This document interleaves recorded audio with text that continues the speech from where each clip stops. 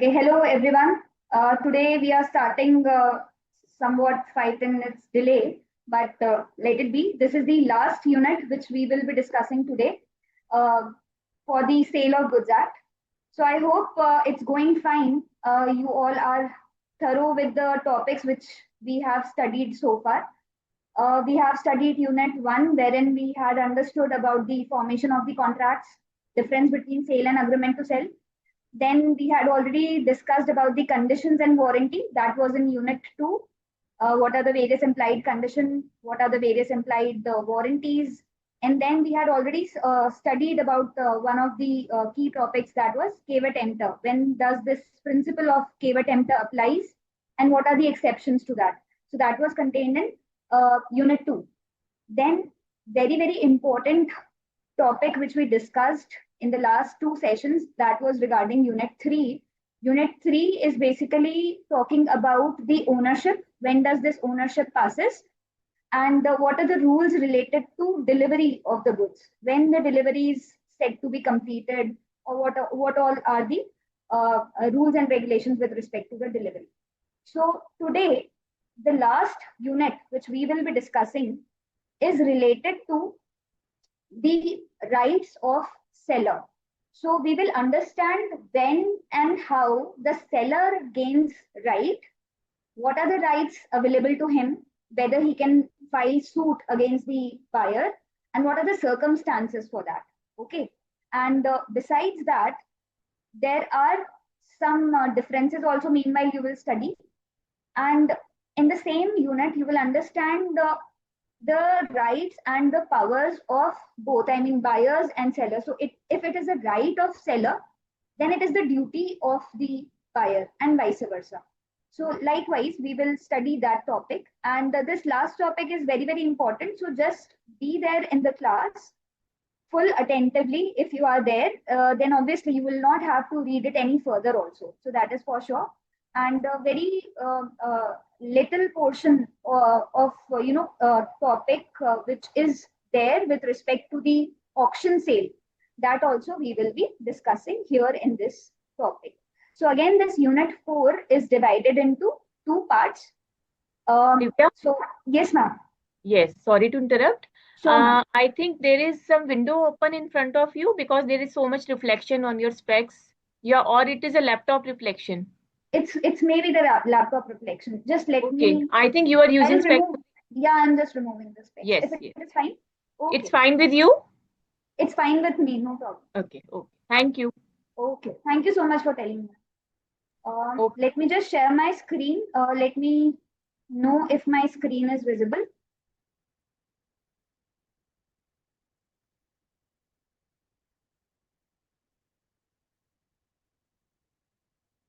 Yeah, if my screen is visible, just write yes in the chat box. And if you all are ready to take up the session, just give me a quick yes in the chat box.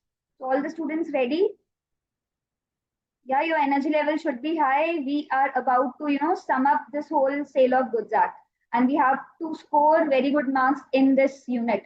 And if you remember, at the beginning of the topic, also we discussed that from Sale of Goods Act, you will have questions uh, uh, for 20 to 21 marks, or maybe 22 marks, something like that. So at least you should be capable to score 20 marks out of what all questions you are getting. At least 19-20 marks you should be able to get out of all of this, because we have almost discussed each and everything, each and every topic in detail. We have even discussed descriptive questions and case studies also. Still, if you have any questions, we will discuss them in the last session, the session after this one. Okay, so I am starting with this unit 4, unpaid seller. So you can see the sections which we will be discussing in this part. It will start from section 45 and it will end till 64, 64A. So the capital A which you see here denotes some kind of amendment. So whenever there is a change in the law, they insert a section, they insert any new section in between the two sections, then that is denoted by a capital letter. So maybe a new section here is inserted after 64. So they have put this number 64 capital A. So we will go step by step. We will understand what are the rights of buyer, what are the rights of seller, and each and every of these terms, what is lien, stoppage of goods in transit, and things like that.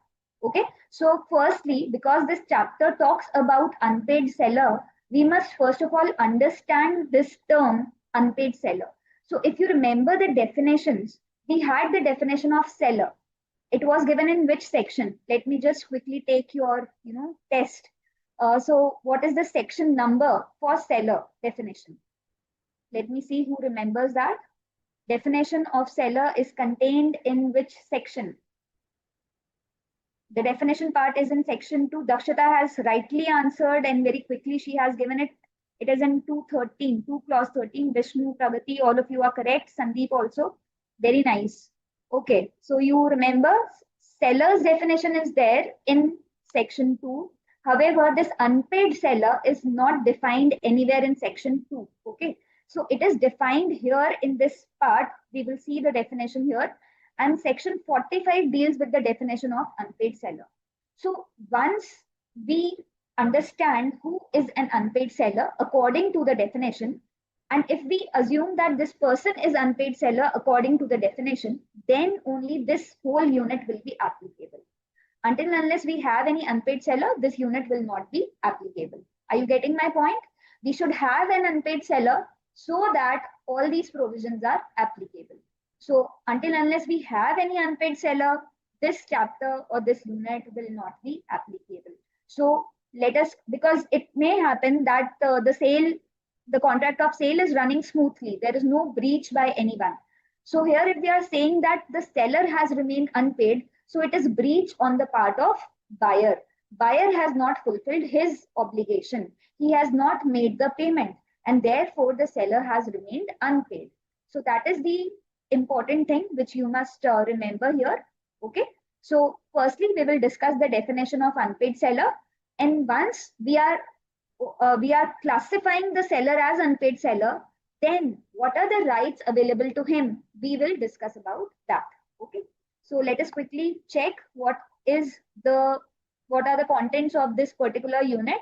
So in this unit, we will discuss about the concept of unpaid seller, then rights of unpaid seller, then what do you mean by subsale or pledge? So again, these terms we will be discussing here. Then what is the difference between right of lien, right of stoppage in transit? So when does this start? When does this end? And accordingly, we have to understand the difference between the two.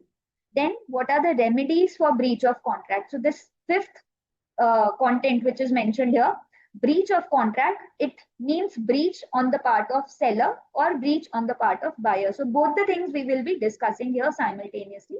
And last topic we will be discussing about sale by auction. Auction is basically by bidding process. If you are selling anything by conducting a bid process. So bidding wherein people are sitting and they are just, raising their voices for the amount for which they want to purchase a particular item. So we will discuss that also in detail. So auction sale is a kind of sale which we will discuss here. And basically auctioneer is a person who is acting as a mercantile agent. So that is a different thing altogether. But more or less the similar rules are applicable. But since it is a specific case, sale by auction, normally it does not happen. But in few cases, you will find that in this particular area, sale always happen by auction. So normally, if we talk about the land allocation by the government, that is done by auction, though that does not come under Sale of Goods Act. But still, I'm just taking an example that there are things which are, sold out through auction. That is possible. And whenever the custom authorities, they seize any goods and they want to, sell it further to recover the taxes, then in that case also they conduct auctions for that. So we will study that part in the later part of my slides. So we will start with the definition of unpaid seller. Again, just to remind, the definition of unpaid seller is contained in section 45. So for the time being, we have to remember section 45. Okay. So this is what is given as the rights of unpaid seller. I'll take this slide later on. Firstly, let us understand who is an unpaid seller, because the starting point is that a person has to be an unpaid seller. Only then we will talk about his rights. If a person has already been paid in full, so he will not be considered as unpaid at all, and thereby he can will thereby he will not have this all the rights whatever we will be discussing now. Okay, before I take this example, just let me know from you. Suppose we are discussing about one of the examples. Let us take one example, that a tiffin box, let us just assume a tiffin box that cost around 100 rupees. We have the buyer and seller, they have negotiated the price and the final price is 100 rupees. The buyer has paid only 95 rupees. He has not paid 5 rupees. Whether the seller will be considered as unpaid seller? The buyer is not even willing to pay the remaining 5 rupees. The buyer is not even willing to pay the remaining 5 rupees. What will that be? Okay, so yes, even if half amount is paid, Navdeep, what will be the case? The same thing will go. So some people are saying he will be considered as unpaid. Some people are saying no, he will not be considered unpaid. That is where we have to understand it very carefully, because sometimes it might happen that seller may give a discount. So suppose on the 100 rupee item, he gives a discount of 5 rupees. In that case, the price of the goods is 95 now. It is not 100. So if the buyer has paid that 95 rupees, which the seller has already given, after discount, in that case, the seller will not be considered as unpaid because his whole amount has been paid. But even if you miss out a single rupee out of the 100 rupee, if you are not even paying just 1 rupee or 2 rupee also, in that case, if the seller has not given any discount and he wants full 100 rupee from your side, in that case, even if you are not paying a single rupee, in that will be a case when the seller will be known as unpaid seller. So if you are paying 90 rupee being a buyer, if you are paying just 90 rupees or 95 or 99 also, in that case, seller is considered as unpaid seller. So let us read the definition. What all you have in your mind, just keep it with yourself and just read this definition so that all of your doubts will be cleared. So what does it say? First, there is some theory part. We will read that, and then proper definition. We will go through that also.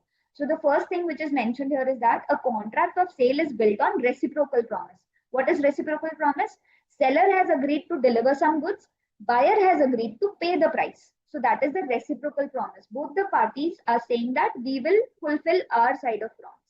The seller undertakes to deliver the goods. The buyer undertakes to pay for them. When the buyer fails or refuses to pay, what is the difference? Either the buyer fails, that means he does not have the money to pay.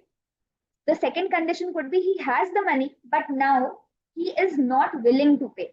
So sometimes the buyer, is cheating on the seller. He's not paying the amount. In that case, the seller will be considered as an unpaid seller because he has not been paid in full, and therefore the law gives that unpaid seller some rights to recover his money. So that is why, that is the base on which we will understand this whole topic. So now let us quickly understand the meaning of unpaid seller. Here is the definition, section 45 subsection 1. What does it say? The seller of goods is deemed to be an unpaid seller. Can you read out this word? It says that he will be deemed to be an unpaid seller. मान लिया जाएगा कि seller unpaid seller है. So the definition clearly says that whether it is a case when he considers himself unpaid or not, the law says clearly that in these two situations, situation A and situation B, if any of these situations are existing, in that case he will be deemed to be an unpaid seller. मान लिया जाएगा seller unpaid seller है. कब? The first condition is the whole price has not been paid. The important word for you to understand is the whole and not been paid. So it's not been paid. Okay. So when the whole amount, the whole price has not been paid. So the amount fixed, the price fixed for the particular good is say 100 rupees. If you have not paid full 100 rupees, then in that case, the seller will be considered as unpaid seller. Whether it is a matter of just 1 rupee or 2 rupee also, since the whole amount has not been paid, according to law, the seller will be considered as an unpaid seller. I'm reading it again for you. The whole price of the whole of the price has not been paid or tendered, and the seller had an immediate right of action for the price. So the seller has the immediate right to take an action to recover his price. In that category or in that case, he will be considered as unpaid seller. So this is situation number one, which is clearly saying that if the buyer has not paid full price, then in that case, the seller will be considered as an unpaid seller. I think this part is clear to all of you. Second part is a bill of exchange. So it is talking about basically a credit sale. So this is talking about a credit sale. Because here in the sale itself, a bill of exchange has been drawn. And whenever this bill of exchange is drawn or any other negotiable instrument is drawn, instant payment is not made. So payment will be after a month or two or whatever time is fixed in that bill of exchange. So if you all remember what is a bill of exchange, there are basically there are three parties, but for the time being, let us understand there is a buyer and a seller. So the buyer has agreed that he will pay after a month. He has signed that bill of exchange and he has given it to the seller. After that time period has expired, we have to remember this important point. After that time period has expired and he has not made the payment, in that case, the seller will be considered as an unpaid seller. Let us take an example. Say today on 6th of July, I have agreed to make a payment for whatever goods I have purchased. I have agreed to make a payment after 1 month. So for the time being, since the seller is not paid, will he be considered as an unpaid seller? I have just drawn a bill of exchange. Okay, I have signed the bill of exchange. In fact, I have accepted the bill of exchange because it will be drawn by the other party, obviously. So what happens in that case? I have signed that bill of exchange and I have given it to him. Will the seller for this 1 month, because I'm not paying him for a month, I'll be paying him after a month. So for the 1 month period, will the seller be called as unpaid seller? Will he have any rights? Just let us all be clear about that. So Ikra, Sandeep, both of you are saying no. Anyone who is saying yes? The answer is no, because we have to read it completely, and that is why I wanted your attention here. Yes, Navya, the answer is no, in fact. So since I have made a promise to pay him after a month, my liability will start after 1 month. For this 1 month, I am not liable to pay him. I have to pay him after a month because that is what I have agreed to. So the seller's right will arise only after 1 month. If the buyer has not paid him, in that case, the seller will be known as unpaid seller. And that is what is mentioned here in simple words. If you all can read that, a bill of exchange or any other instrument was received. Received by whom? By the seller. This was received by whom? By the seller. Okay. I'm just writing it for you. So this was received by the seller as conditional payment because the payment actually has not happened, but this is the condition that they will pay after some time. And the condition was not fulfilled. So after a month, if the payment was not made by any of the reason, by the reason of dishonor of the instrument or otherwise. Okay, so by any reason, if the payment was not made, then in that case, the seller will be known as an unpaid seller. So in simple words, if you can make out the difference, A part is applicable where it is an instant sale, it is a cash sale, and the buyer has not made the payment. B part is applicable where a bill of exchange or any other negotiable instrument is signed. So in that case, after a time period, whatever is mentioned in those bill of exchange or the negotiable instrument, whatever time period is mentioned, till that time period, the seller is still a valid seller. I mean, he is not considered as an unpaid seller. He will be considered as unpaid only and only when, after the lapse of that time period, after the expiry of that time period, if the amount is not paid, in that case, he will be known as unpaid seller. Is this clear? Is this definition clear? Just quickly write yes if you all are clear with the definition. Okay, thank you so much. Thank you. Let's just further read this section, uh, subsection 2, which is mentioned here. Seller here includes any person in the position of a seller. Why is it written like this? Because the definition of seller normally does not makes out any difference whether the person should be the owner of the goods or should not be the owner of the goods. So it simply says a person who sells or agrees to sell is considered as a seller. So that point itself is highlighted here for the purpose of understanding the position of unpaid seller. The seller includes any person who is acting in a position of a seller. So if you remember, we had studied some exceptions in section 27. So what were those exceptions? That even a non-owner can sell the goods. So how, let me see how, if you remember that. What were the examples or what were the circumstances when even a non-owner can sell the goods? There were eight topics. Deepak has given one, mercantile agent. Jyoti has given second, finder of the goods. Ikra has mentioned agent again. Besides agent, I want some other thing. There are eight situations or eight non-owners are allowed to sell. What are they? In case of voidable contract, if you know, yes, co-owners, very good, Vishnu. Gangula has also mentioned that. Joint owners, very good. Any other example? In case of voidable contract also, it was mentioned.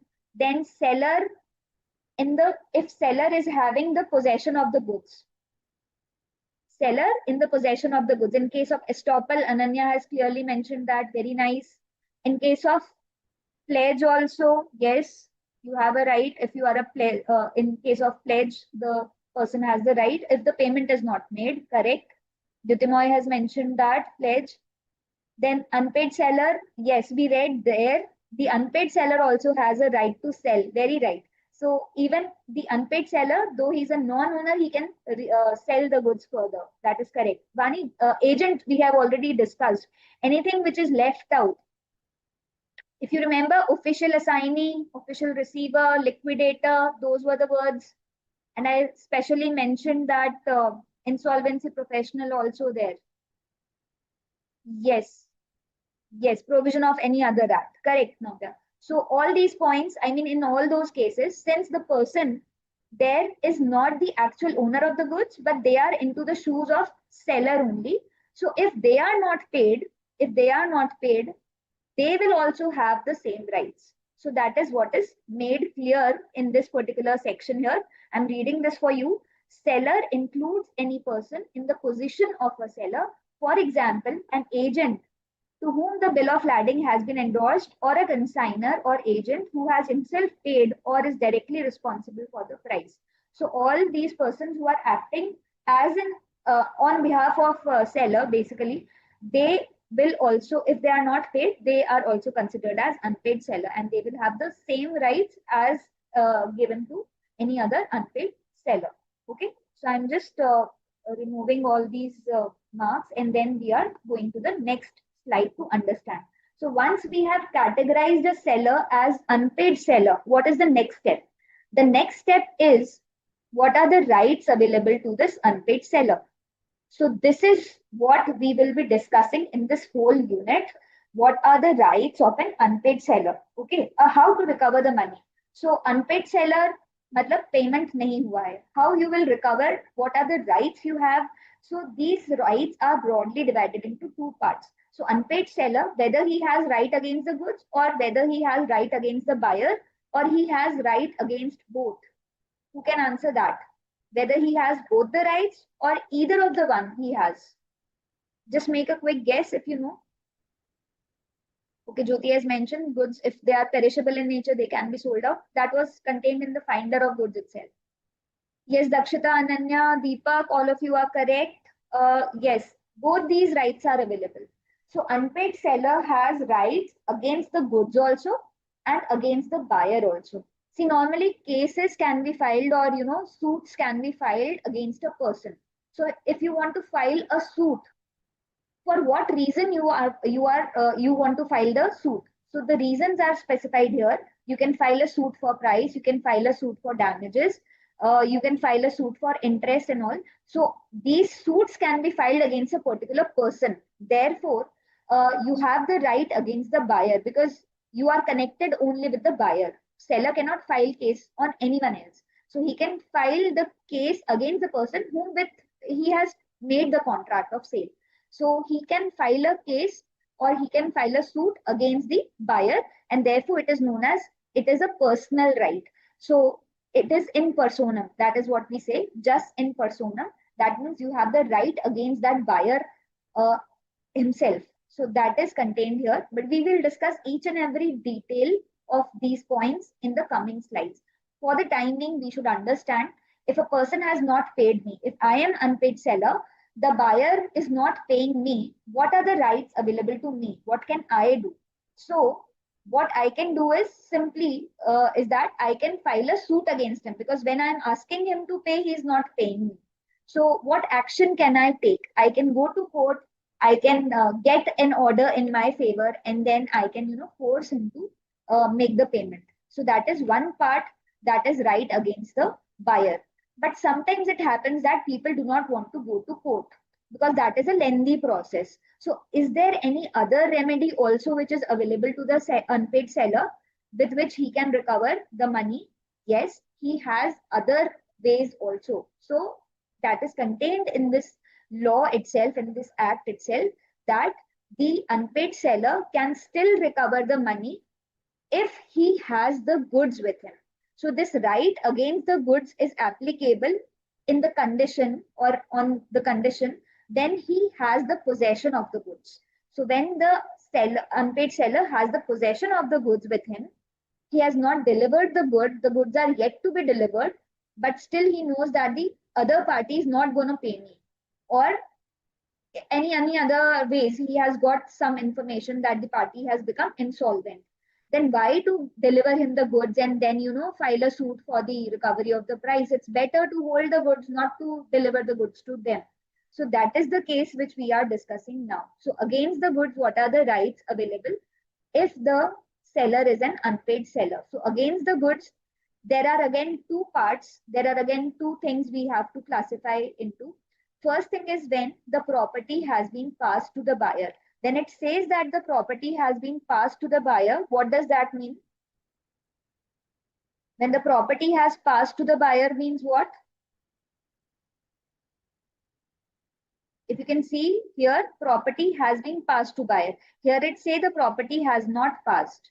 So these two different situations can be possible. So if I just write here, property passed, who is the owner in this case? Who is the owner in this case? If the property has been passed, in that case, buyer is the owner.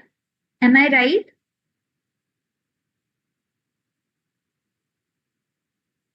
And what about this case? When the ownership has not passed. So this is a case of agreement to sell. Is that okay? Are you able to understand this? This is a case of agreement to sell where we can say that seller is still the owner or owner is seller himself. Is this point clear? So maybe this is the case of sale. I should remove this one. Okay. So if it is a case of sale, because in sale we know that the property instantly passes. That means the ownership is quickly given to the buyer, whether or not the delivery has happened, whether or not the payment has happened. So that rule we have discussed in the earlier session. So the goods are still lying with the seller. The payment has not been made in full. Maybe a part payment has been made, or maybe the full payment is about to be made in future time, which the buyer is not paying. That way he has breached his part of thing, and therefore we have an unpaid seller. So be it in any case, if we are understanding this part that the property has already been passed to the buyer, and by any chance good are lying with the seller is having the possession of the goods, then in that case he can apply the right of lien. Right of lien in simple words is to hold the possession of the goods. आप उन goods को रोक के रख सकते हो अपने पास और बोल सकते हो इन goods if you want these goods, then in that case, the other party has to make the payment. So you can hold the goods so long as the payment is not made. Only you will be able to deliver the goods only on the condition that the payment should be received by the seller. So that is what is meant by right of lien. So right of lien, the important point to understand here, the right of lien can be applied only and only in the case when goods are in the possession of the seller. When seller has those goods, then only he can hold the goods. Okay, like in case of that constructive delivery of EV, where the EV were lying in the warehouse and the seller was not paid. Let us assume that the seller was not paid. He will deliver those vehicles only on the condition when the buyer makes the full payment. Otherwise, he will not deliver those goods. Okay, so that is the first case which is mentioned here, right of lien. We will study each and every topic in detail also, along with various examples. But for the time being, to understand the theory, we should be able to understand it broadly so that whenever I use this term, you should be able to connect with me that, okay, this right is meaning this thing.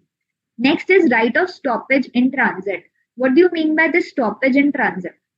So if you can see that the goods are in transit, it simply means that the goods are in transit. The seller has already loaded the goods on carrier, but still they have not reached the buyer. It is in between.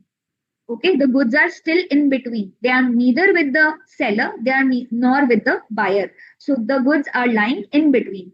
So if by any chance seller gets to know that the buyer has become insolvent, or by any reason the buyer will not be able to make the payment because his all the I mean the from other parties you have got the information that the buyer is a uh, not a genuine person, or maybe he's a fraudster or something like that, or maybe genuine reason is there that a fire has broken out at his place and he will now not be able to pay you. So why to take risk by sending goods to him, because otherwise also you will be considered as an unpaid seller. So therefore what right can be applied here at this point of time, because the goods have already moved from seller does not have the possession of the goods. So when you have the possession, you can apply right of lien. But when the goods have moved out of seller, but still they have not reached buyer, that means they are still in transit. So what right you can apply being an unpaid seller? So being an unpaid seller, right of stoppage in transit can be applied. It simply means that you can stop the goods then and there. You can stop the goods then and there. You can, make a phone call to the carrier and you can just say him that don't further take the goods to next person, just bring them back to me. So you are stopping the goods in transit wheresoever they have reached. So suppose we are transferring goods from Jaipur uh, in Rajasthan to Mumbai. If we are transferring goods from Jaipur to Mumbai, then in that case maybe at one of the points it has not yet reached Mumbai. Before that itself, you are asking the carrier to halt at one place. Don't take the goods further to Mumbai to that particular person, because he will not be paying you now. And now you are asking, or you are asking the you are asking this carrier to bring back the goods to the seller. That is the most important thing which we have to understand, that in lien you have the possession, and stoppage, it this right starts when you do not have the possession, but this right is exercised to gain the possession of the goods back. So when you are applying this stoppage in transit, what will be the next step? You are asking the carrier to stop in between and bring the goods back so that you can apply lien. So that is a cycle going on. So lien can be applied then and there because you have the goods. Stoppage in transit simply means you are stopping the carrier and then you are regaining the possession of the goods, and now you can apply lien. That simply means you will not give away the goods until unless the payment is made to you. So that is very, very important to understand. Samarth is asking something, ma'am. When will the seller be able to claim expenses from the buyer? Yes, whenever you are claiming expenses from the buyer, that is considered as this point. I'm just highlighting that for you. Just a second. Whenever you are claiming any kind of damages, it is here. Okay, whatever cost has been incurred, the carrier cost, whatever charges have been incurred, you can claim that. What is the difference between this price and damages? Price means, let us assume we were selling goods worth rupees 1 lakh. So the amount of the goods, that is 1 lakh. Okay, I have to make so many zeros. So the whole 1 lakh, if you are claiming, that is known as price. Okay, suit for price, the price of the goods.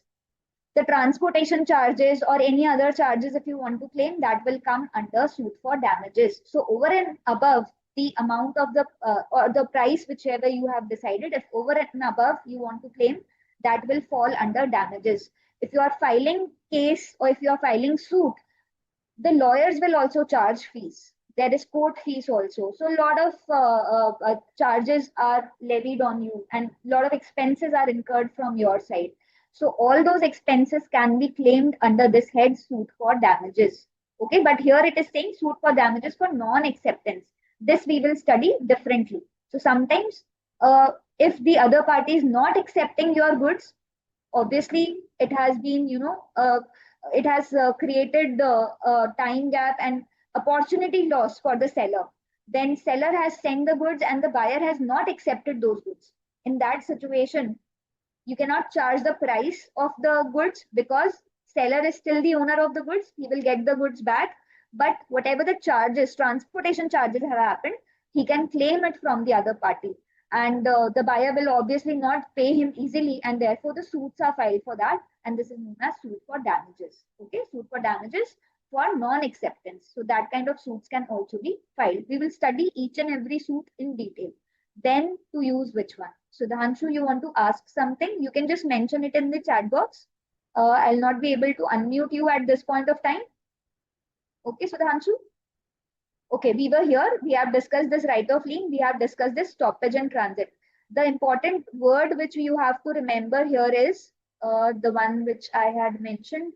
Here you already have the possession of the goods. Right of lien is exercised when you have the possession of the goods.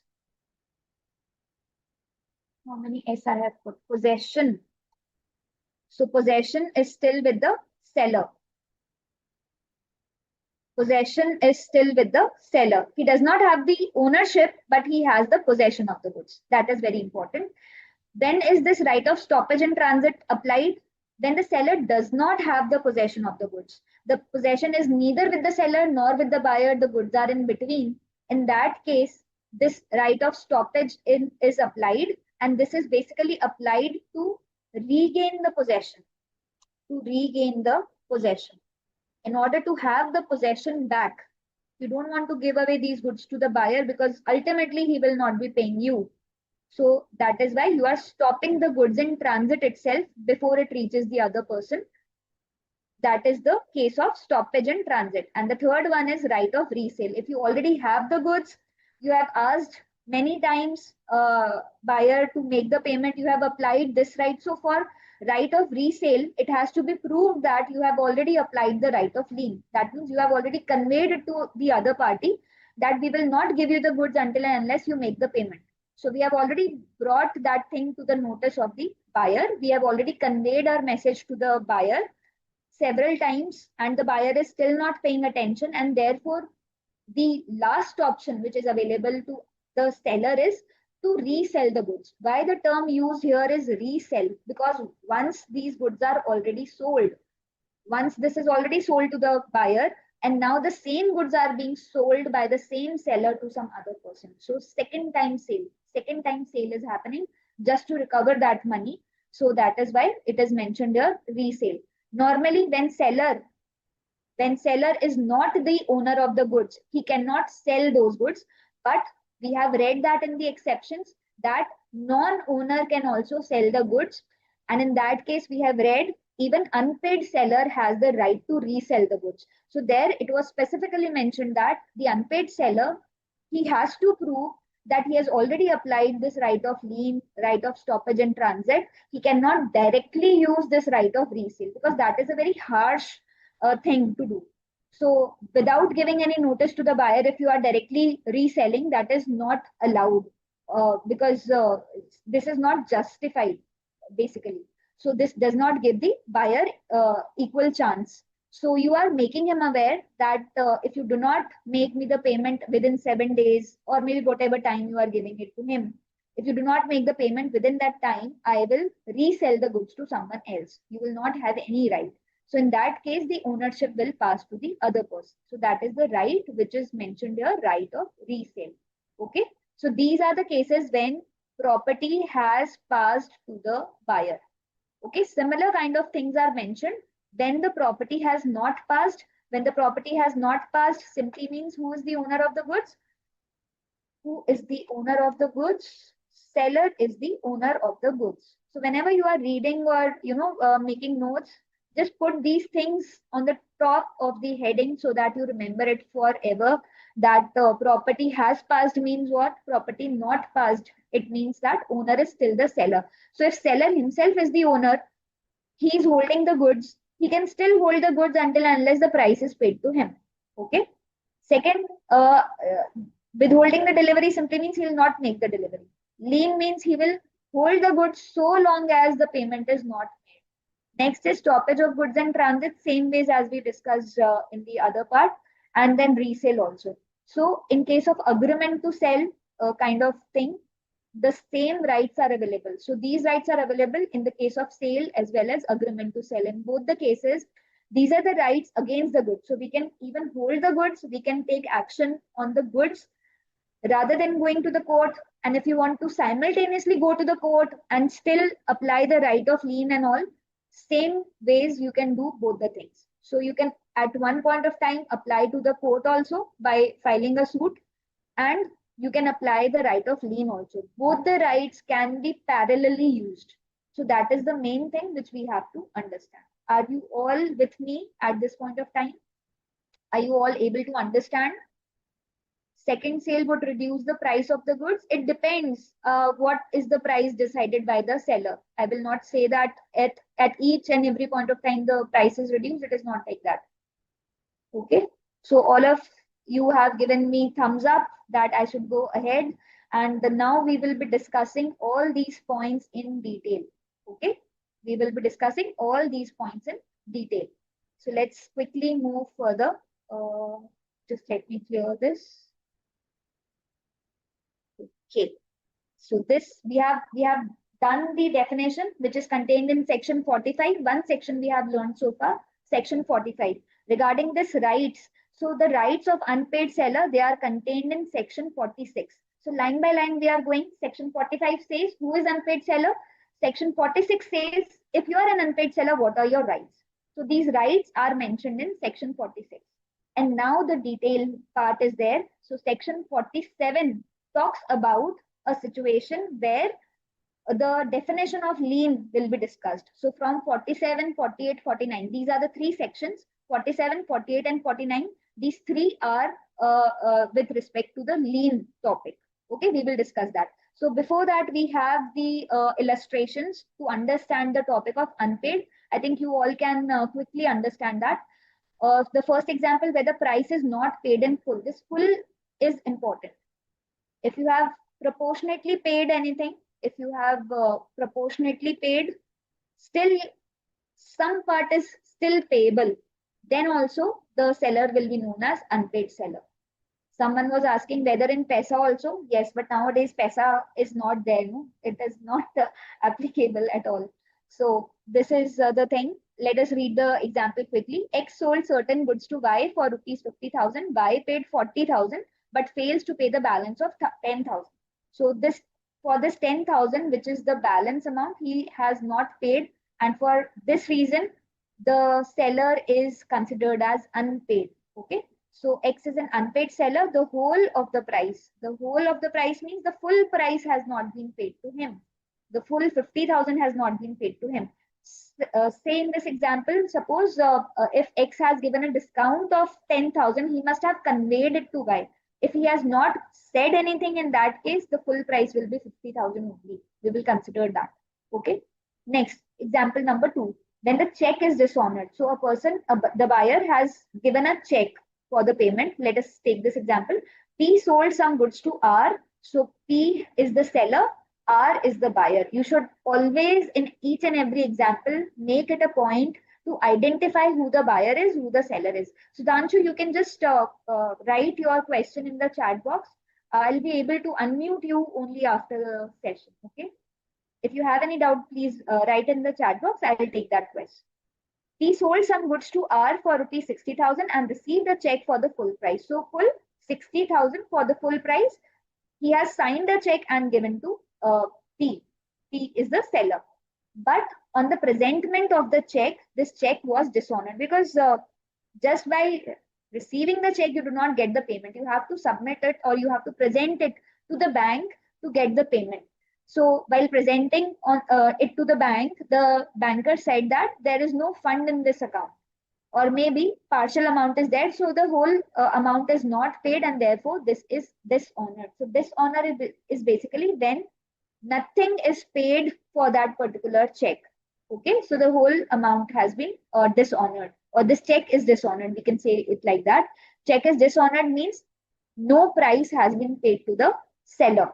So at that point of time, when it was made aware to us or to the seller, I would say, at that point of time, seller will be considered as unpaid seller. Till the time he was holding the check, he was not having any single clue whether this check will be honored or not. So till the time he had presented, he was not unpaid seller. But when he presented the check to the bank and the banker told him that this check is dishonored due to the reason of insufficiency of the fund, maybe. So in that manner, this amount is not paid to him, and therefore he will be considered as unpaid seller. So P is an unpaid seller. Conditional payment, the conditional payment, why it is known as conditional payment? Because when you will present the check to the bank, then only you will receive the money. So that was the condition kind of. And on the payment, on the presentment of that check, it was dishonored. Dishonored means the payment was not made, and therefore at that point of time, the seller will be known as unpaid seller. So here, what is the important thing for us to understand? A seller becomes unpaid the moment the payment is incomplete or a negotiable instrument is given for payment fails. Whatever negotiable instrument you have given. So you will understand there are three negotiable instruments, basically promissory note, bill of exchange, check. So if any of those are given and they are dishonored or by any chance the payment is failed, in that case, the seller will be known as unpaid seller. So receipt of check is only conditional. The condition is honoring of the check. When the check is honored, only then the payment shall be made. Okay. And then the seller will be known as, if the payment is not made, he will be known as unpaid seller. Okay, so Arjun has written something in the chat box. If a check is dishonored due to the insufficiency of the funds or in the accounts, then it is a criminal offense and it is also punished. Okay, you have given us the extra information. Yes, if the check is dishonored perfectly, you have mentioned that under section 138, it is a criminal offense. Obviously, penalty is there, and even, imprisonment can also be there. You will study all this later on. But there are some conditions. You have to fulfill that. Only then you can make this section 138 applicable. Penalty and everything, you can have that. Okay. And by any chance, any one of you know within what time check has to be presented to bank? Within what time check has to be presented to bank? Vishnu is saying 3 months. That is correct. The validity of the check is 3 months. After this 3 months, the check will be of no use. Very right. Very right. So, okay. Very good, students. I'll just move on to the next slide. Okay, now we have to discuss in detail about the right of lien. Okay. So, again, we are discussing this point in detail, that in section 46(1), I'm just highlighting this section number also for you. Section 46, subsection 1, it says that subject to the provisions of this act and of any law for the time being in force, notwithstanding the property in the goods have passed to the buyer, the unpaid seller of the goods as such has by implication of law these three rights. So this is first right, this is second, and this is third. So he has the right of lien, he has the right of stoppage in transit, he has the right of resell. Okay. So in short, we have already discussed this part. So I'm not taking this here. I'll directly take the detailed part for each of these. So I'll quickly move on to the next slide here. Okay, so right of lien. So for the timing, we have to understand this right of lien topic is contained in section 47, 48, and 49. 47 is the starting point. What do you exactly mean by right of lien? Then section 48, it talks about part delivery. When, see, suppose half of the goods have been delivered to you and half of the goods are not delivered to you. Then can we apply, or can the seller apply right of lien on the remaining half? Because he has already delivered something. He still has small portion of the goods left with him, maybe whatsoever. So on the part delivery or whatever the goods are left with him, can the seller still apply right of lien? So that is contained in section 48. Then section 49 gives you the situations when this right of lien is terminated. खत्म कब होगा? शुरू कर दिया आपने, right of lien लगा लिया, you have applied this right of lien, but it will terminate on the condition when the full payment is made. If the full payment is not paid, it will continue, but if the full payment is made, it will end. So what is the ending point for this lien? So that is contained in section 49. So these are the three sections, 47, 48, and 49. Let us quickly understand. Let us understand the meaning. An unpaid seller has a right of lien on the goods for the price while he is in the possession of them. So this is very important. If you want to apply lien, you should have the possession of them. You should have the possession. It does not say about the ownership. It just say you should hold the goods. You should have the possession of the goods. You should have the custody of the goods until the payment. Okay. Till when? Okay, I'm just reading it again. Just pay attention here. An unpaid seller has the right of lien on the goods for the price. For the recovery of the price, you can apply lien. Till what point of time? So while the goods are in your possession, till what time you can apply this right? You can apply this right until the payment of the price of such goods. Till you receive the full amount, you can apply this right of lien. As soon as you receive the full amount, and still if you are applying the lien, it is breach on your part, the action can be taken by the buyer against you. So this is what you have to understand. You cannot apply lien at all points of time. It is only when the amount has not been paid to you, and if full amount is paid to you, then in that case you have to release the goods, you have to deliver the goods. It is the right to retain the possession of the goods. That is how we denote it. So lien simply means right to retain the goods. And in stoppage, we will understand it is right to regain the possession. Because you don't have the possession, you are regaining the possession by stopping the delivery. So that is the difference between these two keywords. So here it says you already have the possession, but you want to continue having the possession of the goods. You will not give these goods to the other person because you are not paid so far. So I want my money. If you want your thing from me, then you first pay me, and then only I will give it to you. Sometimes it happens within friends also. No? We say it, अब तुम्हें ये चीज चाहिए तो पहले मुझे ये दो, and then you will take this.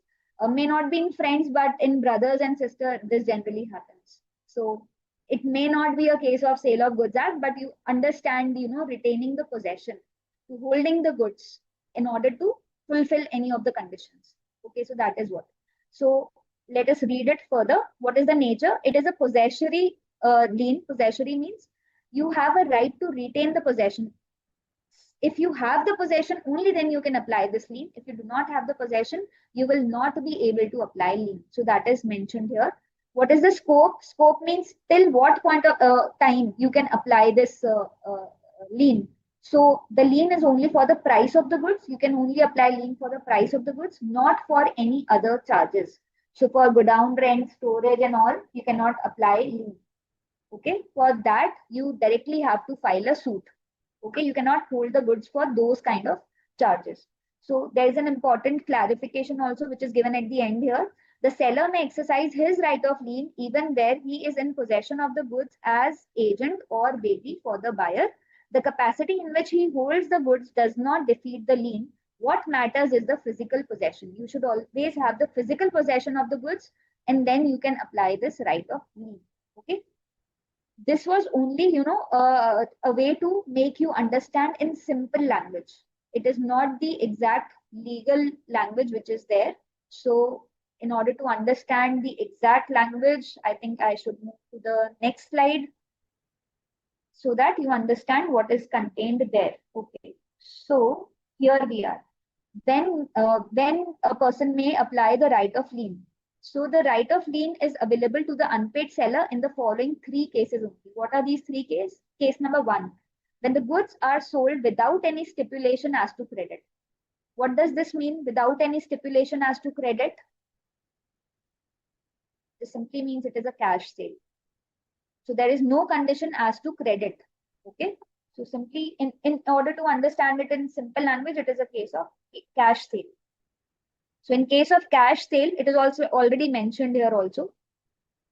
That is, on a cash sale, the buyer is expected to pay at once. Okay. So in cash sales, since the ownership has transferred immediately, if the buyer is not making the payment, you are also not supposed to deliver him the goods until unless he makes the payment. So suppose you are going to a shop to purchase a mobile, the seller will give you the mobile only on the condition when you make the payment. Until and unless you make him the payment, he will not hand over the mobile set to you.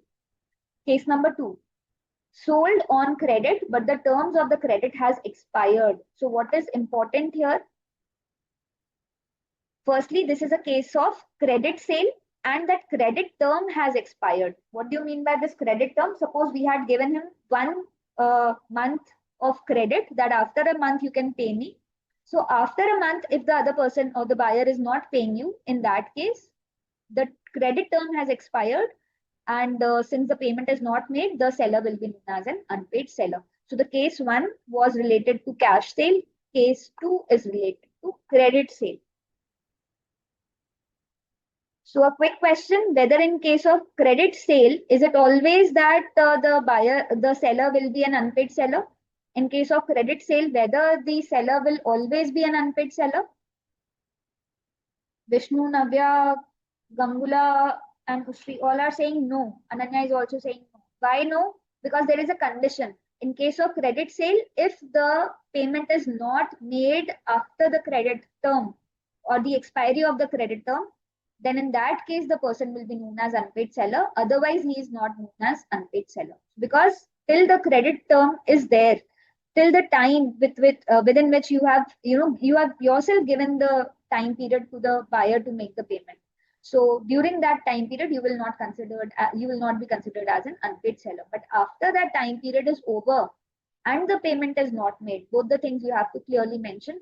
Time period is over and the payment is not made, the full payment is not paid, only then the person is considered as unpaid seller, right? And the third thing is clearly mentioned here, that if suppose the buyer has become insolvent. If the buyer has become insolvent and you already have, being the seller, you have the goods, the amount is not paid fully, and you know that the buyer has become insolvent, he will not be able to make the payment now, then in that case, you can apply the right of lien. So that is what is given here. Even if the credit period is still running, so this is a condition also it is mentioned, even if the credit period is still running, and there is a case of insolvency, then in that situation, you can apply the right of lien. Okay. So let us read the example here. A sold certain goods to B for 50,000 and allowed him to pay within a month. So it is a case of credit sale. Okay. B becomes insolvent. B is a buyer and he has become insolvent during the credit period itself. So within a month time, he has become insolvent. Even though the credit term has not expired, A will become the unpaid seller because he knows now that the other party will not be able to pay him, and therefore he can apply right of lien. So, firstly, you have to identify whether the seller becomes unpaid seller or not. If he has become unpaid seller, then automatically he will have the right to file a suit against the person. He has the right against the goods also if he has the possession. So that is what you have to understand here. And the insolvency definition we all understand. We have a proper definition of the insolvent person also. Then simply meaning if you are not able to pay out all your debts, then in that case, the person is considered as insolvent. if he cannot pay his debts, his assets are lesser and his liabilities are more. So दिवालिया हो गया, that is insolvent. Okay. I'm moving to next slide. Yeah, section 48. So what does this section 48 talks about? And 49 is basically the termination when this lien will expire. So section 48 talks about the situation when part delivery has been made. So it's not the full goods you have delivered. So seller might have delivered, so suppose let's take the example of that cotton bales. So out of 100 cotton bales, 60 cotton bales have been delivered, 40 are still with the seller only. The buyer is not making the payment. So what are the rights available to the seller? Whether the right of lien is to be applied on whole of the goods only, or it can be applied on the part goods which are remaining with the seller also. So again, there could be one more situation if you can just understand. 60 bales which have already been transferred, the ownership has already gone. Okay. So for that, can you apply the right of lien on the remaining 40 and ask for the full amount? So let us assume that the 100 bales costed, say, 50,000. Let us assume that those costed 50,000 rupees. So can we demand the full payment of 50,000, or we can just demand the proportionate payment, because we could hold only 40 bales with us. So the proportionate amount to that only we can ask for, or we can ask for the full 100 full cotton bales, the 100 cotton bales. What is the answer? Just write it in the chat box. Dakshita is saying for the 60 bales, we can claim for the 60 bales or for the total 100 bales of cotton. I'm just changing one thing in the example, that suppose the 100 bales, the seller had to deliver 100 bales of cotton and the amount decided was 1 lakh. Let us assume the amount was 1 lakh. So 60 cotton bales have already been delivered. 40 cotton bales are in possession with the seller. Now seller wants full 1 lakh rupees. Can he claim that by applying lien on just 40 bales of cotton, or he is entitled for 40,000 rupees only by applying lien? That is what you have to mention here. Can we apply lien on the remaining goods? That is first question. Second question is whether full amount is recoverable. Even if you are holding a small portion, can full amount be recovered from the other party? Are you getting my question? Then only you will understand this point. Let us read it from here. Where an unpaid seller has made part delivery. First of all, you have, when we will fall into this situation, this section 48 will be applicable only in the case when part delivery has been made. So where an unpaid seller has made part delivery of the goods, he may exercise his right of lien on the remainder also. So on the remaining goods, which he has not transferred, which he has not delivered, on them also he can apply the right of lien. This right is given through law. Suppose it was not mentioned here, then in that case, he would not have applied the right of lien. So again, something is mentioned here, unless such part delivery has been made under such circumstances as to show an agreement to waive the lien. What does this mean? If during entering that contract of sale, if suppose you are saying that if I deliver even a part of the goods, that will simply mean I will not apply right of lien ever. So if you are waiving your right, if you are foregoing your right of lien, and you have already conveyed it by your actions or through words somehow, then in that case, you will not be able to apply lien. In simple words, whenever this thing is not shown or this waiver is not applied, in that case, at each and every situation, if you have remaining goods, you can apply lien. Lien is applicable until and unless you have yourself waived your right. Lien is applicable on the remaining goods until unless you have yourself foregone your right to apply lien. So if at any point of time seller has communicated or seller has expressed that he will not apply right of lien, then in that case right of lien will not be there. But in all other situations, the act itself says that you can apply right of lien on the remaining goods also. Now what does section 49 say? It talks about termination of the lien. So the unpaid seller loses the right of lien. When does this right of lien comes to an end? So it comes to an end on these four situations, in any of these four situations. First is when he delivers the goods to the carrier. Why? Because now the possession is not with him. Until unless you have the possession, how can you apply lien? So as soon as the possession is transferred, the right of lien comes to an end. So that is the first situation when he delivers the goods to the carrier. Second situation, when the buyer or his agent lawfully obtains the possession. So if there is some situation when the buyer has come to you and he has obtained the possession of the goods, you yourself has have given it to him or his agent, then in that case, again, since you do not have the possession of the goods, since the seller does not have the possession of the goods, he cannot apply the right of lien. Third is when the seller has waived the lien. Waive means he has himself foregone. He has foregone his right. Waive, tata bye bye, आपने अपने right को खत्म कर दिया खुद ही. So when the seller himself has waived that I will never apply this right of lien, तुम्हें जब पे करना हो कर देना, इस तरह से अगर कुछ बात हुई है, in that case the right of lien shall be shall terminate. It shall terminate. And last is by estoppel.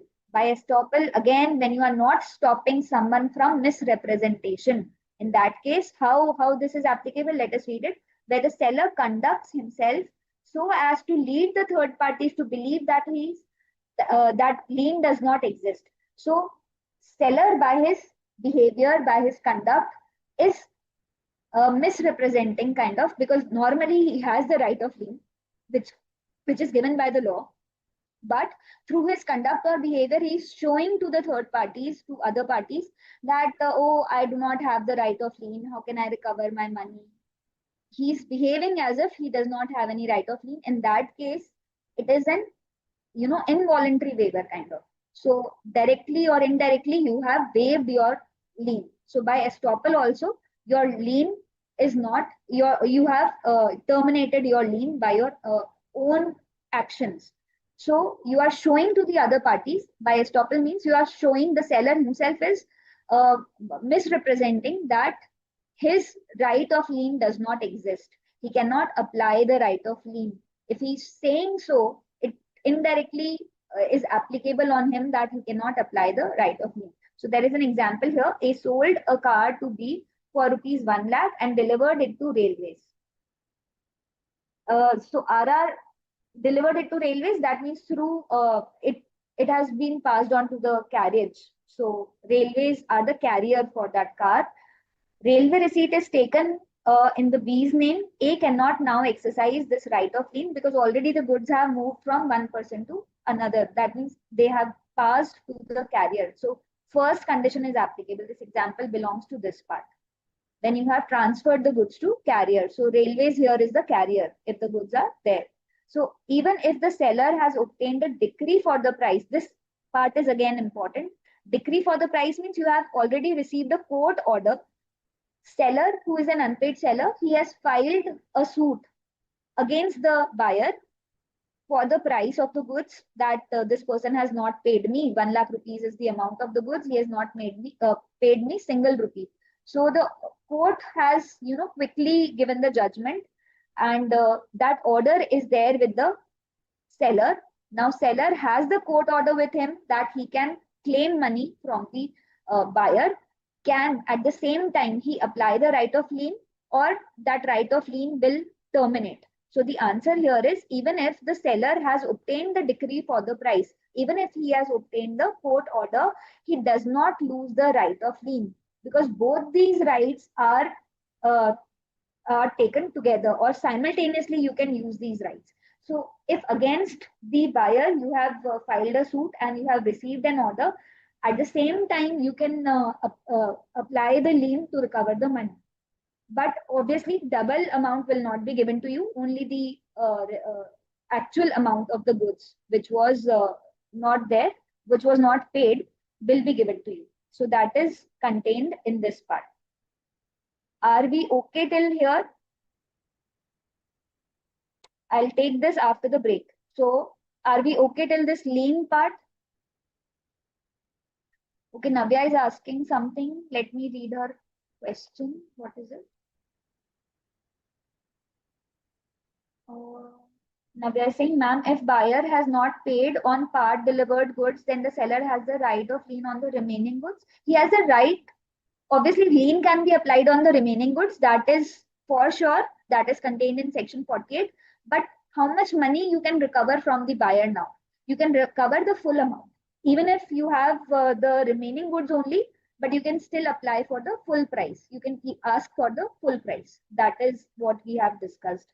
Sandeep is asking, please give me more example of the exception. Exception of what, Sandeep? Just be specific for what exception you are talking about. Okay, Arjun is saying that everything is crystal clear, ma'am. Thank you. Sandeep, which line?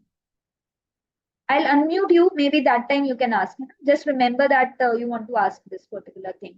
I'll unmute you. Let us have a quick break of 5 minutes. I want all of you to be back by 3:26. Okay, 3:26. Everyone has to be back. Have a quick short break.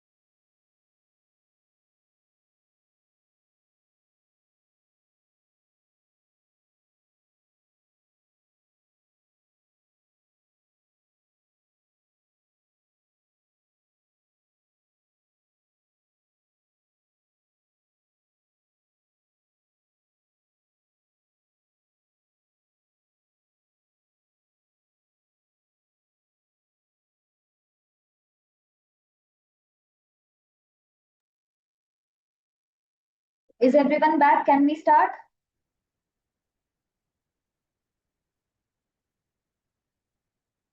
Can we quickly start? Yes. Okay, Sandeep, Vishnu, Pallavi, thank you so much. Okay, so we are done with the first topic, that is lean, and now this is the second topic, stoppage of goods in transit. So for the today's session, I will take these two topics only, and we will open for the questions. Okay, so this is the last topic which we will discuss for today. Stoppage of goods in transit, or simply right of stoppage in transit. Simply, you have to understand the goods are not in the possession of seller or buyer, they are in between, they are in transit, they are in transportation, maybe. That is what you can understand here. So, the goods are with the carrier. So, who can ask the carrier not to go further? Seller can ask the carrier not to go further and deliver it to buyer. He can stop the goods in between, and then he can regain the possession, and then he will apply the right of lien. Okay, so that is how the chain goes. So when the right of lien terminates, the right of stoppage in transit starts. Because what is the starting point of stoppage in transit? That there the possession should not be with seller or buyer, so it is in between, so it is with the carrier. So as soon as the goods are put to carrier, we have just now read that, if you remember this point, the lien terminates this first point. Just let me highlight again for you.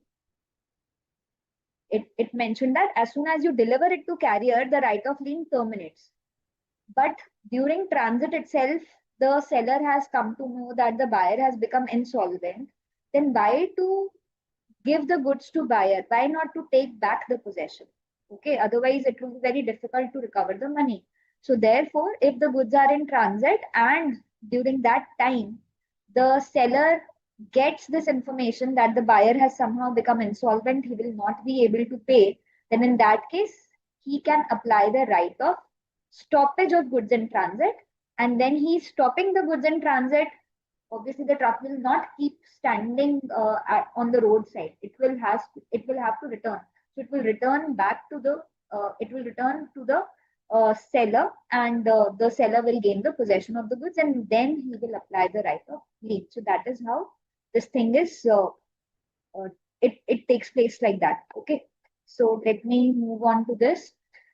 So there's only one section which you have to remember for stoppage and transit, that is section 50. So section 50 says the right of stoppage and transit means the right of stopping the goods while they are in transit, to regain the possession and to retain them till the full price is paid. So there are three aspects. If you just read it completely, there are 3 points which you have to learn here, or importantly pay attention to. First is you are stopping the goods. And who has the right to stop?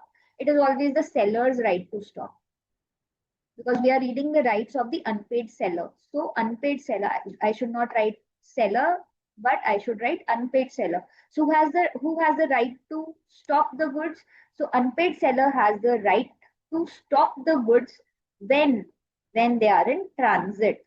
Okay, why you are stopping them? To regain the possession. Important word here is to regain the possession, to take the possession back. And what will you do when you have the possession? You will retain the goods till the full price is paid. So what does this mean? You are retaining the goods till full price is paid. So this is indirectly giving you the right of lien. Okay, so that is what is mentioned here.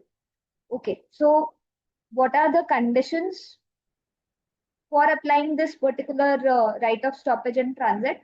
So the conditions are: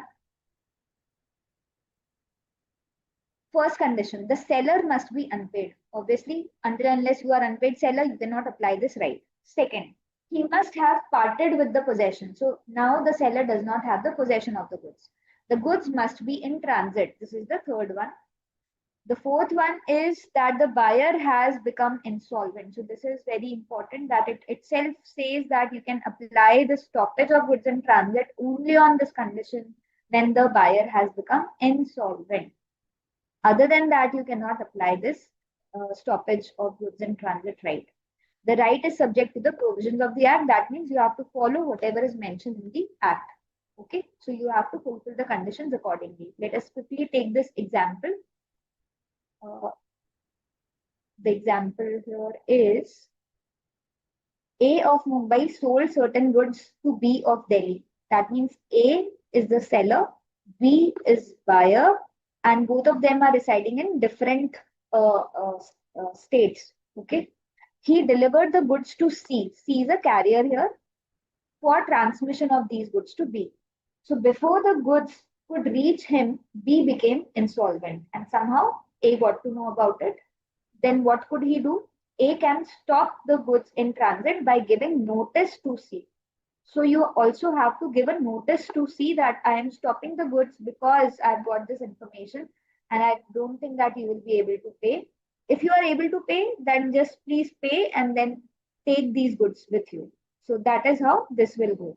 So he has to inform that I am stopping the goods in transit. Okay. I'm moving to the next slide.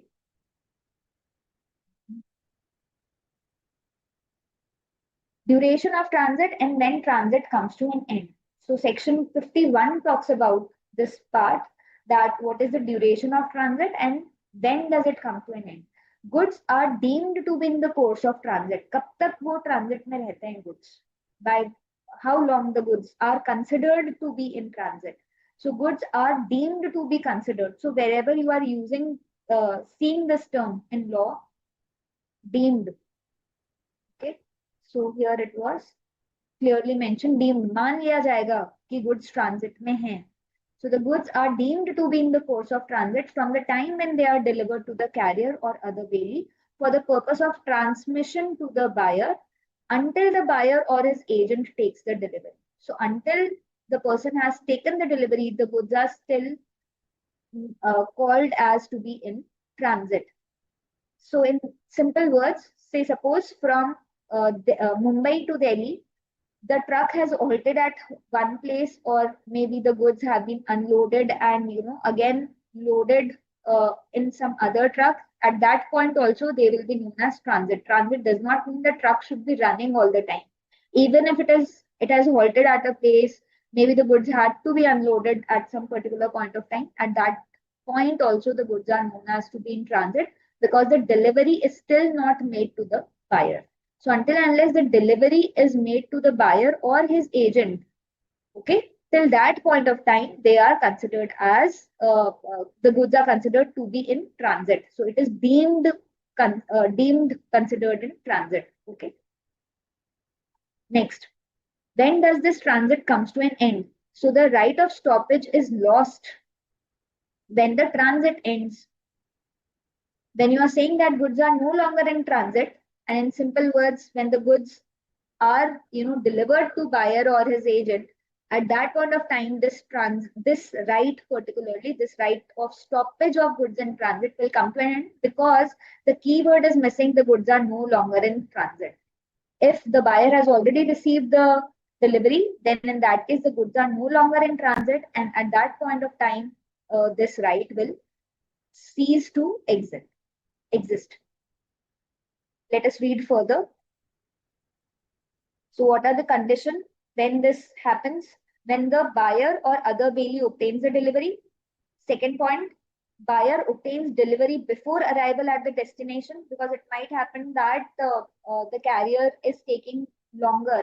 So buyer has sent his agent to collect the delivery from wherever the trucks are there or whatever the carrier is. Then the carrier acknowledges to the buyer that he holds the goods, unless the seller has reserved the right of disposal. So again, we have read this part, this right of disposal. If there is no condition as to right of disposal, if the seller is not reserving his right to disposal, that simply means that seller wants to give away the rights to the buyer. His selling rights, he wants to give it to the other person. So if the carrier acknowledges the buyer, acknowledges means he is informing the buyer that I am holding goods on your behalf. That simply means that he's acting now as an agent of buyer, and it will again imply that the goods are in the custody of the buyer, though it has not reached to him, but still, since he has already acknowledged that yes, these are your goods and I'll be bringing it to you, So at that point of time also, this transit things is, is this transit ends.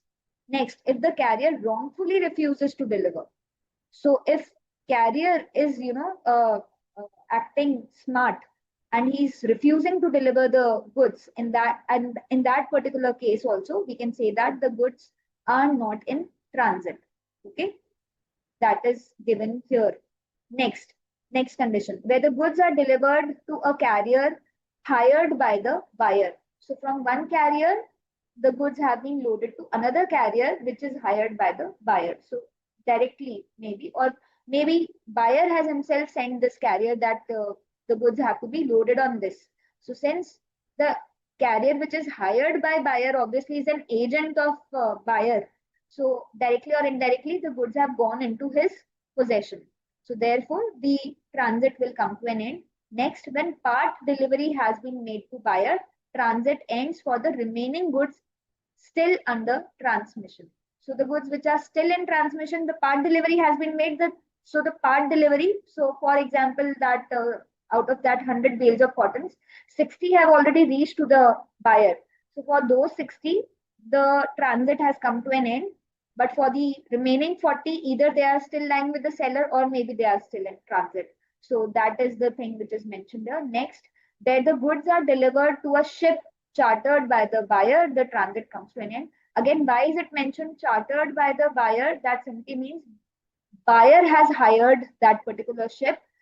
It is in the control of buyer only. Therefore, that ship is actually the agent of buyer. So if you are giving the handing over the goods, or loading the goods on the ship, that indirectly means that the buyer has the control over the goods, because the ship is acting as an agent on behalf of buyer. So in all these conditions, this right of stoppage will come to an end.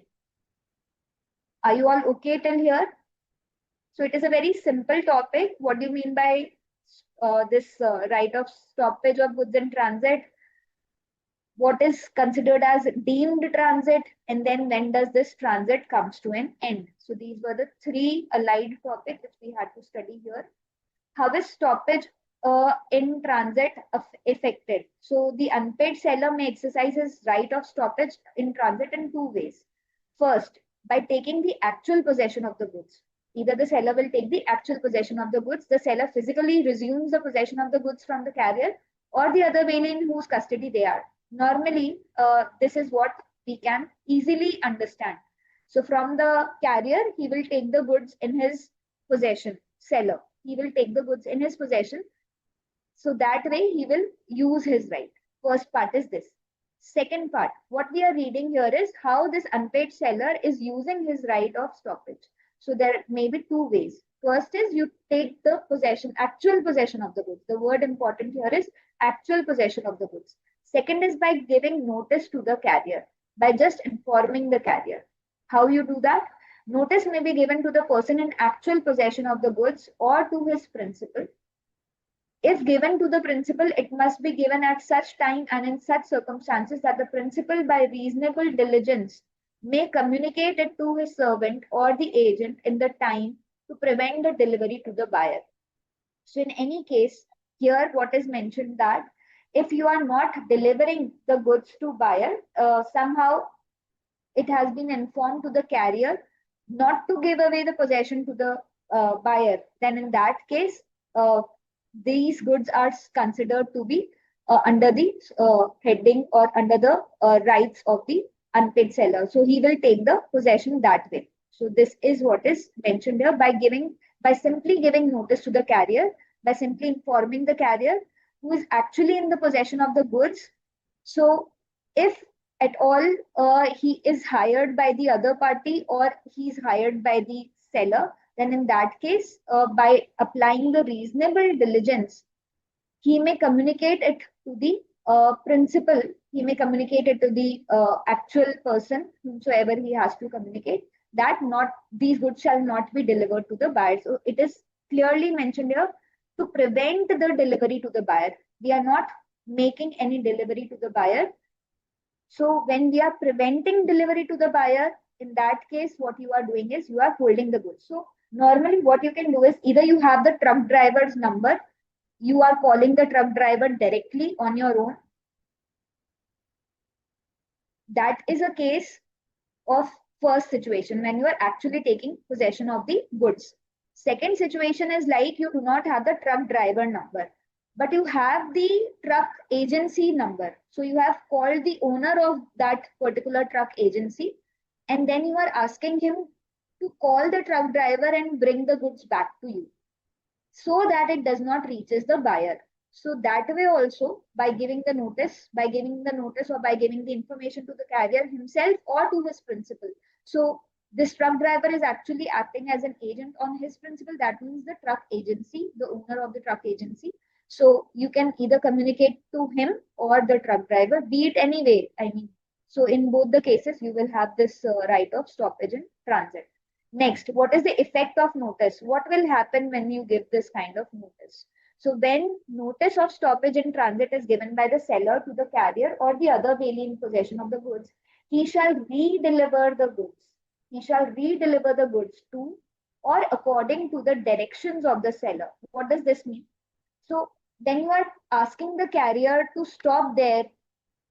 Again, you have to also tell him now what is to be done with those goods. Just stopping will not make any sense. So these goods have to be returned somewhere, or it has to be delivered somewhere. So either the seller will say that bring the goods back to me, or I have a branch office wherever you are right now. I have a branch office there, or my agent is there. You just unload the goods at that place.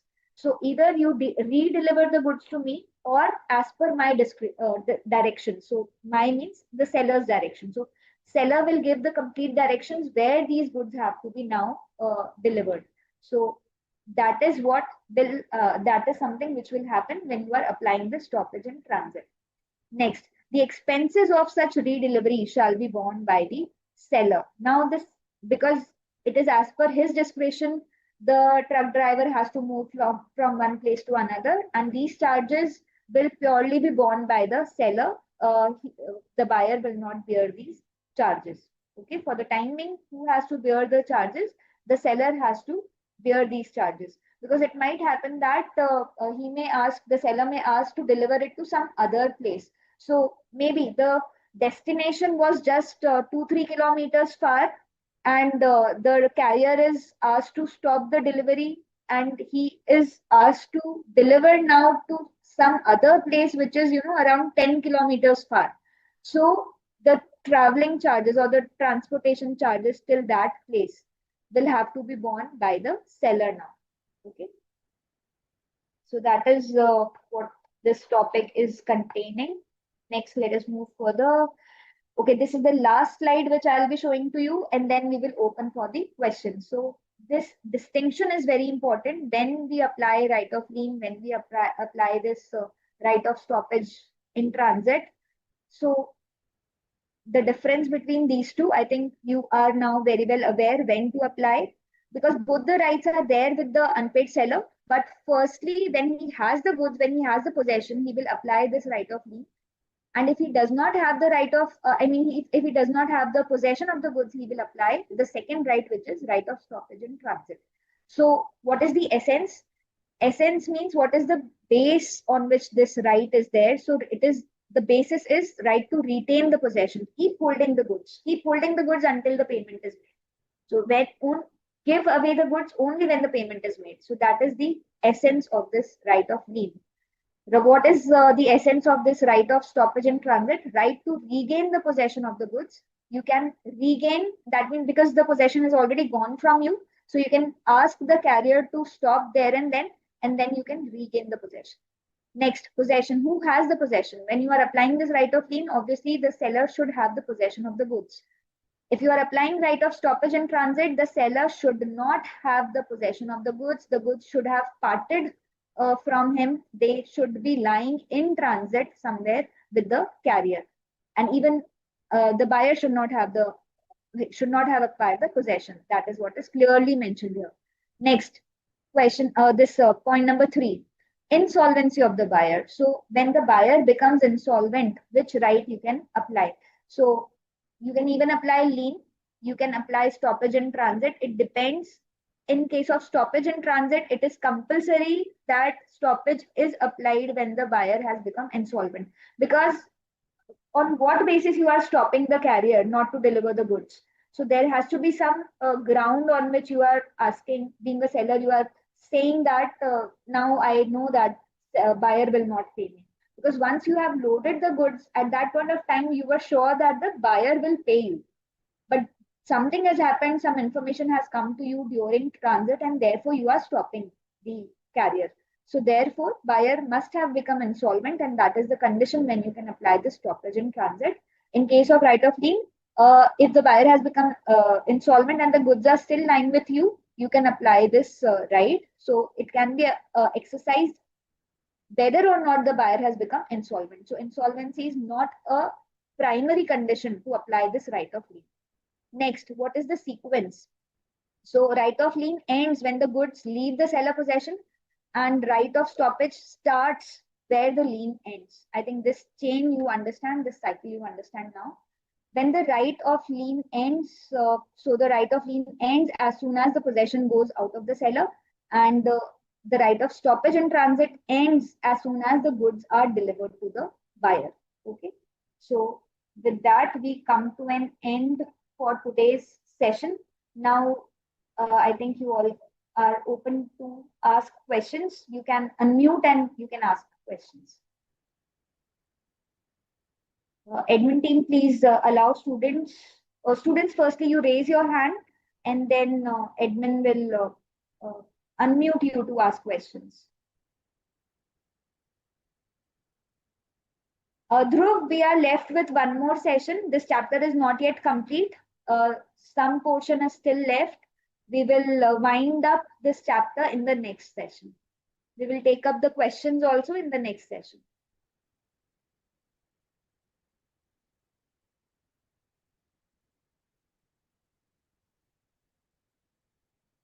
Anybody has any doubt, please let me know.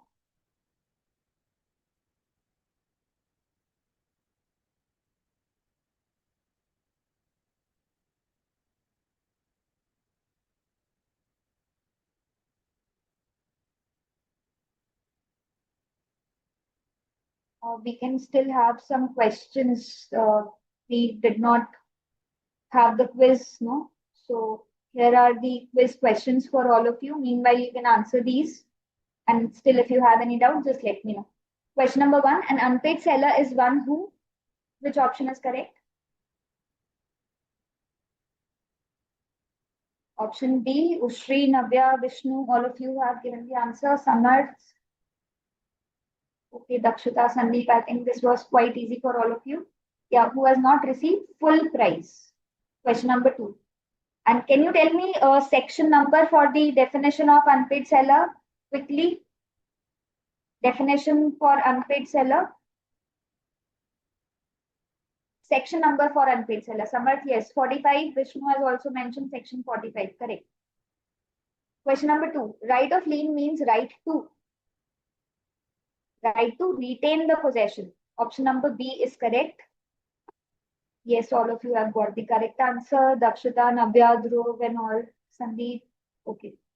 Moving further to question number 3. Right of lien can be exercised when buyer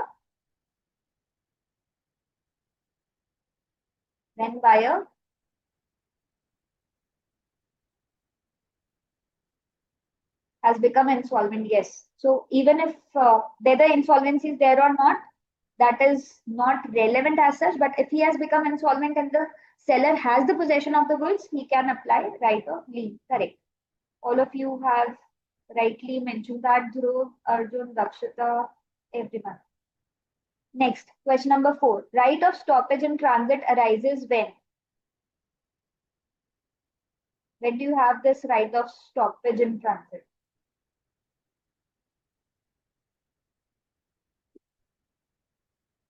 Option C, Jyoti, Ikra, Dhruv, Arjun, all of you have already mentioned option C. Kuldeep also. You have answered for the first time, Kuldeep. Very, uh, I have not read your name many times. Next question. Right of stoppage in transit is an extension of, it is an extension of what?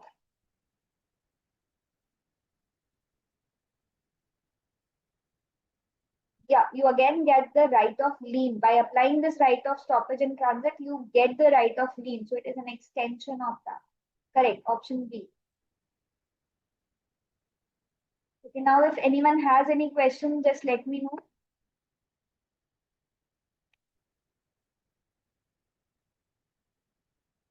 Just please raise your hand if you have any question, or otherwise we can wind up the session. Okay, Dhruv has no questions. So in the, we will have just one more session to go for the sale of goods act. So in the last, okay, Sandeep has raised his hand. Sandeep, just check if you can unmute yourself.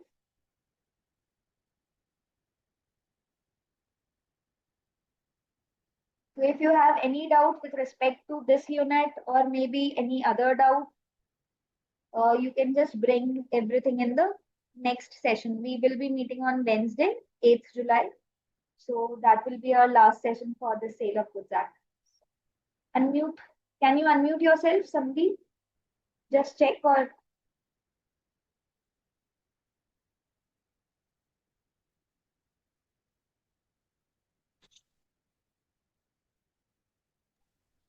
I've given you the rights. Just see if you can.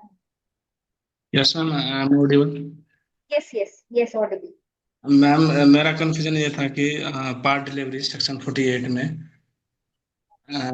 अगर part delivery मतलब 60% deliver हो गया buyer के पास और 40% मेरे पास है तो उसको हम रिटेन कर सकते हैं। अगर एग्रीमेंट में अगर पार्ट डिलीवरी के बारे में ये लिखा है कि अगर पार्ट डिलीवरी हो चुका है तो अगर 40% जो बचा है वो हम नहीं ले सकते, मतलब लीन रिटेन नहीं कर सकता है, तो वो भी इसमें देना उसने खुद पड़ेगा। ही वेव कर दिया ना अपना राइट। जब आपने उसमें लिख दिया कि मैं, अगर मेरे पास थोड़ा सा गुड्स बचेंगे तो मैं लीन नहीं लगाऊंगा, ऐसा अग्रीमेंट में लिख दिया suppose, in that case you have waived your right. तो जब वेव कर दिया तो अब आप नहीं लगा सकते। और ऐसा कुछ नहीं आपने डिस्कस किया था, इस बारे में कुछ भी डिस्कस नहीं किया था, तो लॉ क्या कहता है, आप लगा सकते हो right of, even if you have partly delivered the goods. Ma'am एक ट्रांजिट कम्स टू एंड में है एक point, where the part delivery of the goods has been made by the buyer and the transit will comes to end for the remaining goods which are yet in the course of transmission। इसमें क्या बताऊं? तो ma'am इसमें जो है part delivery जो buyer के द्वारा बनाया गया था, तो और जो पार्ट डिलीवरी है रिमेनिंग यानी बचा हुआ ट्रांसमिशन में, तो मतलब सेलर के पास राइट नहीं है कि मतलब वो वापस कर दे। वापस बोलो एक बार वापस बोलो। मैम यहाँ पे लाइन जो लिखा है where the part delivery of the goods has been made to the buyer Okay. The transit will comes to an end for the remaining goods which are yet in the course of transmission। ये कब होगा, इसका आगे भी कुछ लिखा होगा तो? नो मैम यही तक मतलब पॉइंट। नहीं, तो ये हमने डिस्कस किया था ना, कभी कभी ऐसा होता है जब हमने खुद ही अपना राइट वेव कर दिया तो उस केस में वो खत्म हो जाएगा राइट। अदरवाइज तो ये राइट है हमारे पास, पार्ट डिलीवरी में भी हम कर सकते हैं, ओके मैम। है ना? ठीक है। हाँ समर्थ बोलो।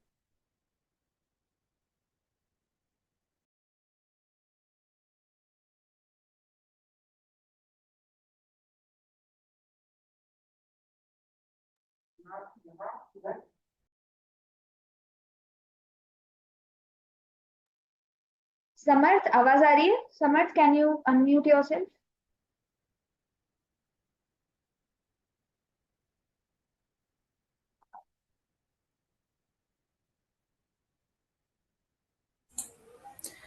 Am I audible, ma'am?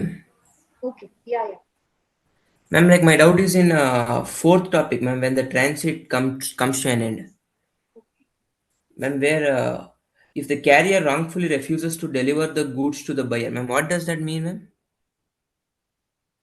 Suppose you are the truck driver, let us assume. So you are carrier.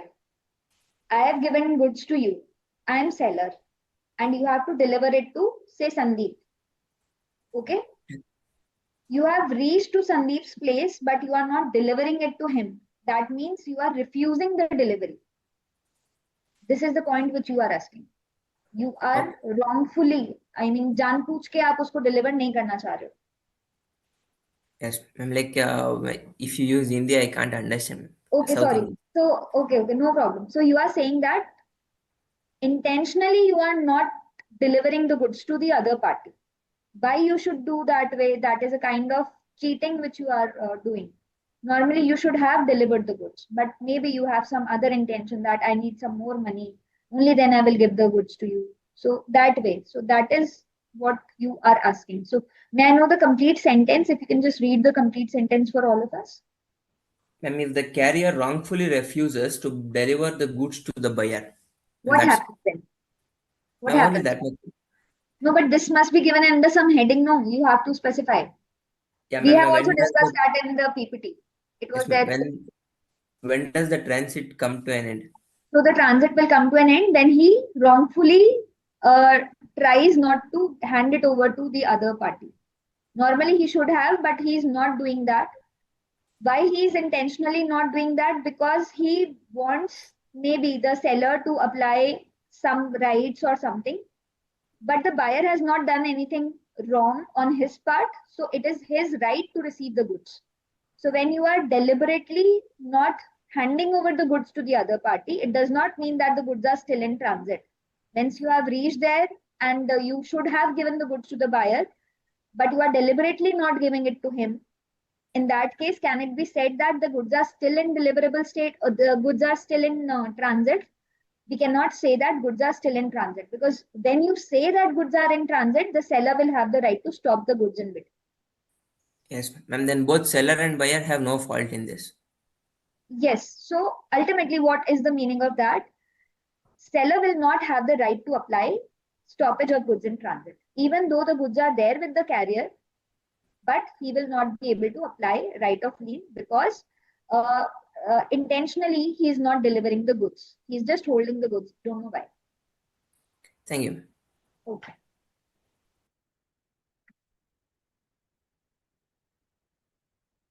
Any other question?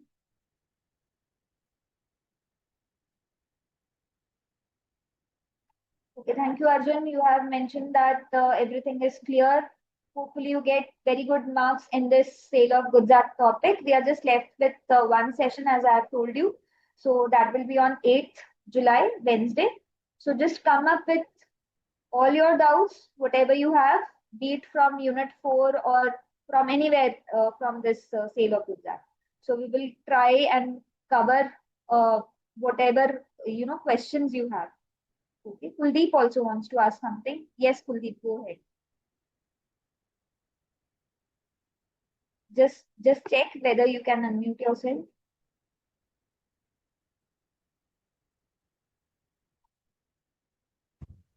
Hello ma'am. Yeah, hi Kuldeep. Ma'am ये two phases of unpaid seller, इसमें example number 1 समझाना. आप पढ़ो. Price is not been paid in a full section 45 clause 1. X sold certain goods to Y for 50,000 rupees, paid 40,000 but falls to pay balance of 10,000 rupees. इसमें held X is an unpaid seller, the whole amount of price has been not paid. इसका आप मतलब क्या है? बताओ, आप जब तक पूरा प्राइस पे नहीं किया तो वो अनपेड सेलर कहलाएगा. मतलब इसमें फिर उसका जो सा 40,000 अमाउंट पे हुआ है उसका क्या होगा? वो तो मिल गया ना. देखो, आप सेलर हो, सपोज मैं बायर हूँ. हाँ जी मुझे कितना पे करना था? 50,000 पे करना था. मैंने सिर्फ जी 40 पे किया है. तो yes as a seller what right do you have? पहले मैं देखूं आप अनपेड सेलर की कैटेगरी में आते हो कि नहीं. Firstly we will check whether you are following into the definition of unpaid seller. Only then you will have your rights, right? So yes ma'am. Just to check whether you are unpaid seller or not, first condition is whether full price has been paid to you. The price was 50,000, but you are paid only 40,000. So still Yes. 10,000 is remaining. So that is still not paid. Therefore, you are considered as unpaid seller. So that is the first example. Okay. Okay. Okay.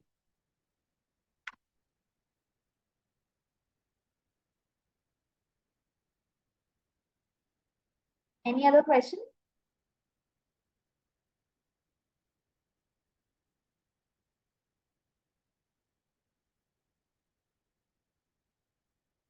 Okay, thank you then. We can wind up the session. Okay. Thank you all. Bye. Ma'am? Okay. Yes, yes. Who's this? Yes, Divya, this side. Yes, ma'am. Yes, yes, yes. Yes, dear students, today we have started unit number 4, that is Unpaid Seller of Sales of Goods Act 1930. And in the notes and the assignments are already uploaded.